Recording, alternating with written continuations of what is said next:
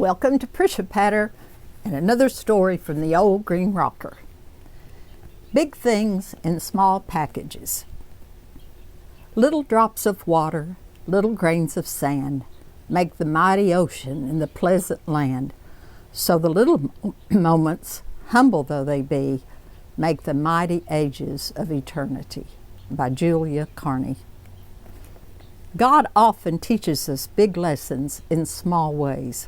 We may look for His guidance in big things, TV programs, dynamic sermons, how-to books, but all along He might have something else in mind. Much of Jesus' teaching was centered on simple, small incidents, such as sowing, reaping, making bread, sewing clothes, and keeping sheep. Here was the greatest teacher ever known to man, but His teachings were presented in ordinary packages. I've always been impressed with the list of things that God chose to use listed in 1 Corinthians 1, 26-29. Paul starts the list by telling us what God did not use. Not many wise, not many mighty, not many noble. What kinds of things does He use?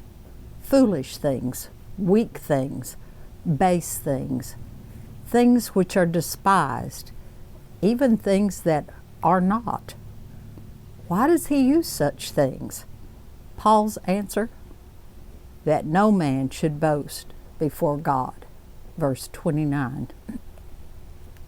It's easy to forget that God may want to teach us something big in a small way, because the small places frequently appear to not be worth noticing.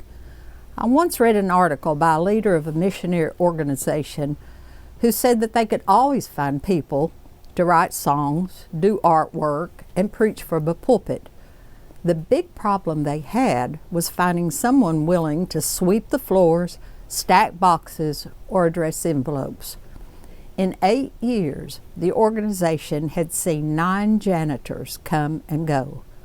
The leader commented that it was perplexing that so few individuals could be found who would stay after hours to vacuum carpets and empty wastebaskets.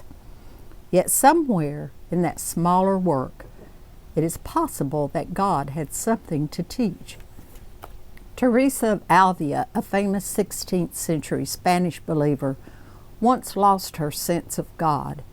She said she found the presence she had lost upstairs, walking among the pots and pans. You never see a small thing coming. Many times you know in advance when a big thing is going to happen.